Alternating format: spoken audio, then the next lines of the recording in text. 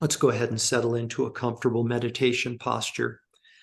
And using whichever method you find most effective, please allow both your physical body and your mind to start to settle and to rest, to become quiet and still.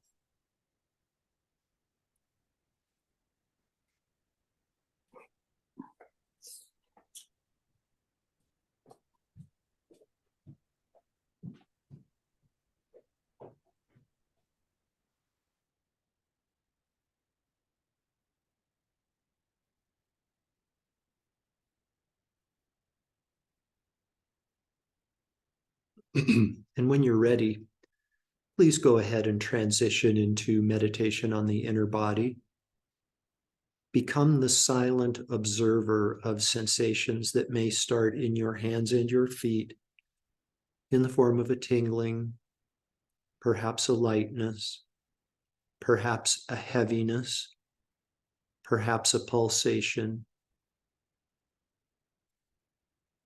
No doing is required on your part. Nothing needs to be added. All that is asked of you is to rest, relax, and observe silently.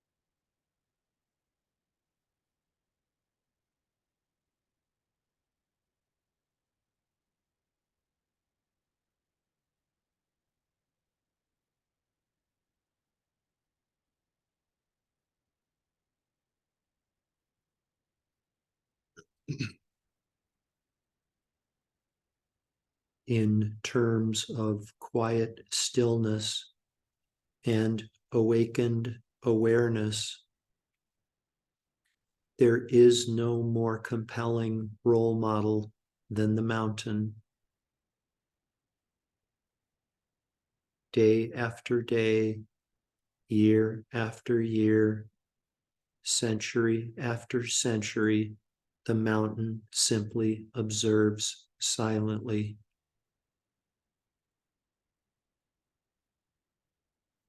Snow may fall on the mountain, accumulate, and then disappear. A nearby river may rise and then recede. A small animal may fall across a fallen log and then jump into hiding. The mountain simply observes silently. No praise, no blame, no hope, no fear, no speculation, no expectation.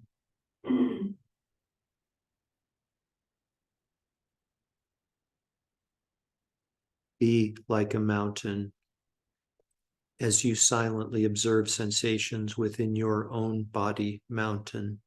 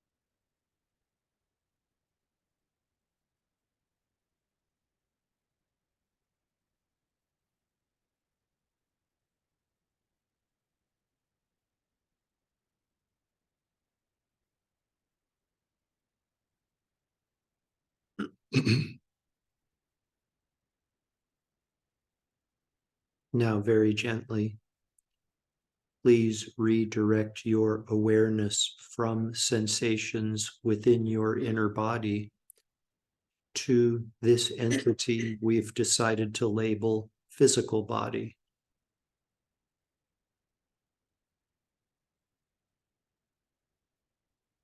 Please start to deepen your breath. Please start to deepen your breath as you become aware of the garments of clothing resting on the surface of physical body.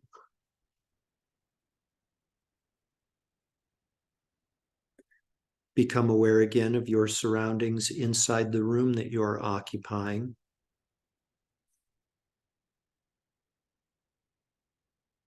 Become aware again of the world that exists outside of the room that you're occupying. Become aware again of clouds, of blue sky beyond the clouds, of outer space beyond the blue sky.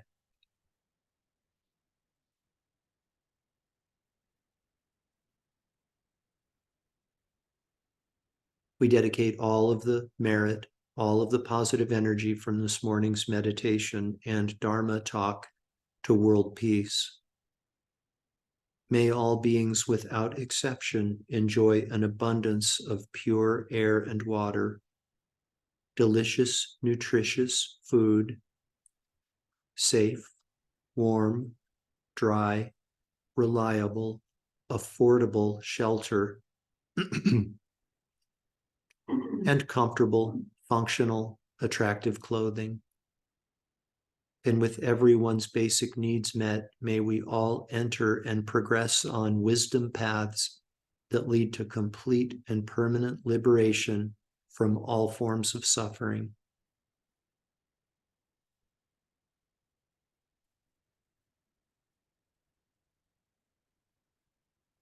Completely fill up your belly and lungs with air. And when you're ready, you can open your eyes and bring your meditation to an end.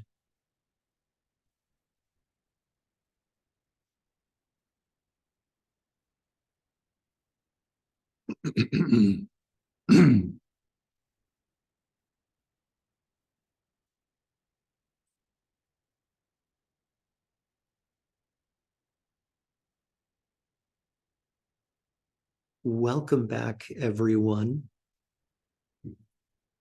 Does anyone have anything that you would like to share or ask? If so, you guys here in person, please feel free to speak up, and you Zoomers, feel free to unmute yourself and ask or share.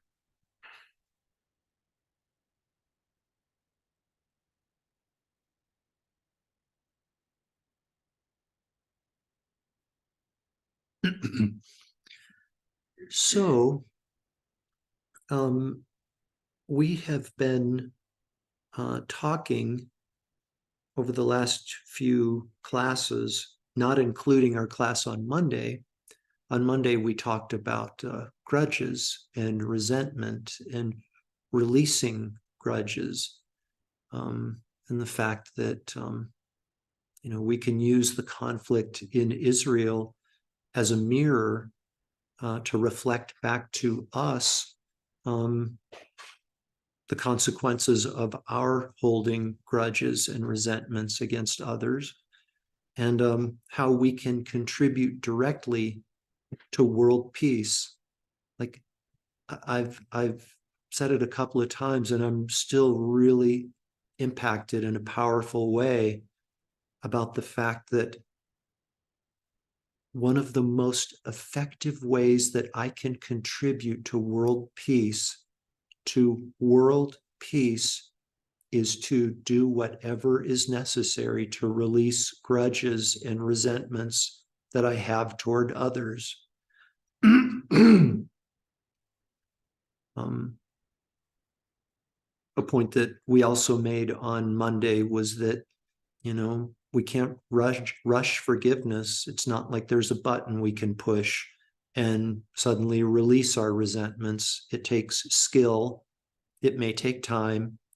I think it just starts initially with recognizing the benefits of releasing our long-standing resentments, and then developing a wish to release those resentments. I think those are the first steps, without necessarily doing anything outward or trying to rush anything.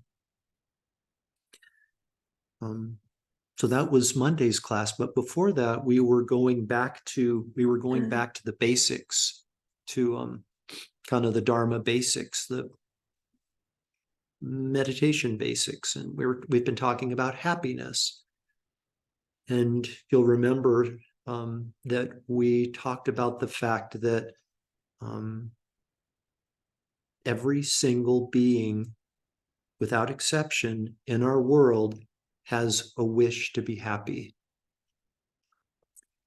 And that for every single being in our world, without exception, the most important thing of all to us is to be happy. And that's really another powerful insight to have, in my opinion, is that there are two things that we all have in common, like two super important, fundamental, maybe the most important, maybe the most fundamental things in common: a wish to be happy, and the fact that being happy is the most important thing to all of us, to everyone. So I want to follow that thread a little bit further this morning, and ask you to consider kind of what the baseline is. I'd like you to kind of be playful in your contemplations and thoughtful in your contemplations with regard to happiness. What do you think is your baseline with regard to happiness? Is your baseline a state of happiness, sort of like that's your sort of natural default, is happiness? And from that natural resting baseline default, are you moved away from happiness and then you return to the baseline? That's option number one. Option number two is your baseline is a state of unhappiness, and then things happen which move you from that baseline to a state of relative happiness, but then you return back to a state of unhappiness. Or is it a state of kind of neutrality? Is the baseline a state of neutrality? And from that baseline, you move to places of relative happiness, relative unhappiness, returning back to a place of neutrality? It's a really important question, because if we have a clear idea of what our answer is to that question, then we will have an idea of what we can do to to move to and remain in a place of happiness, or maybe deviate less from that place of happiness, depending on which of the three possibilities is our view. Excuse me, you guys. Nobody is going to tell you what you should believe, right? We never do that in our Monday, Friday classes. What I will offer to you is the perspective of the Buddhist teachings on Mahamudra, the Mahamudra in general, the Ganges Mahamudra in particular, the 11th century text by the great Mahasiddha Tilopa. At various points in the Ganges Mahamudra, Tilopa talks about the nature of mind being spacious clarity. At one point in the text, he talks about the mind being like the midst, M-I-D-S-T. It's like the midst of space. It is inconceivable. At one point, he talks about, or he gives the suggestion to allow the cloudy water of thought to clarify itself or to clear itself. Okay? And that points to one of the very first teachings I had years ago, where the teacher made an analogy of exactly the same analogy. Really, he said, if you, and he was giving the teaching, by the way, from New York City, and he said, if you took a glass of water from the Hudson River and then looked at that glass of water, it would kind of be mucky and murky. And is that the true nature of the water? And somebody answered and said, no, it's just got stuff in it. The water is clear, but it's got stuff in it. And that ended up being the correct answer, and entirely consistent with Talopa's advice to allow the cloudy water of thought to clarify itself or to clear itself. Elsewhere in the Ganges Mahamudra, he talks about boundless vastness as being the supreme monarch of meditations. So as we meditate with our mind, we will experience, in the highest form of meditation, in the ultimate form of meditation, we might call it, we might reach a place of boundless vastness. That's the meditation, which is one with the nature of mind.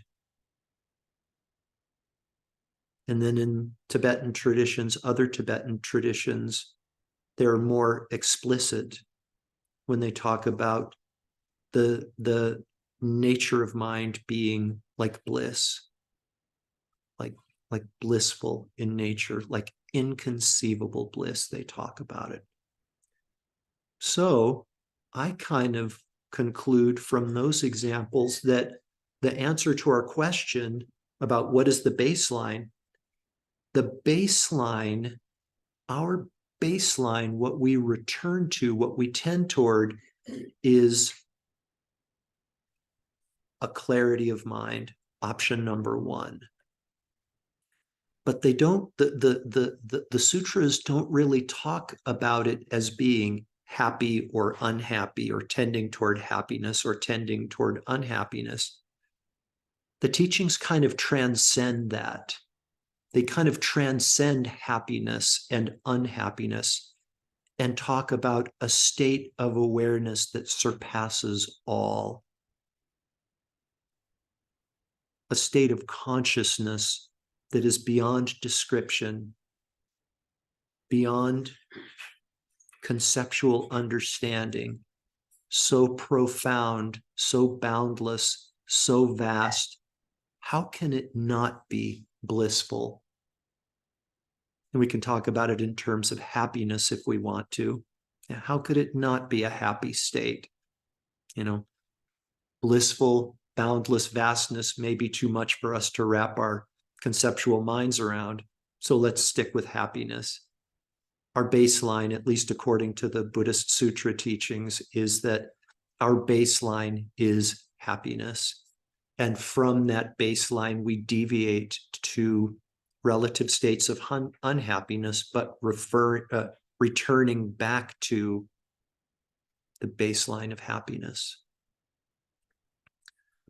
So the question becomes, what is it that causes us to deviate from that baseline of happiness, and what can we do to minimize and ultimately eliminate those deviations from baseline?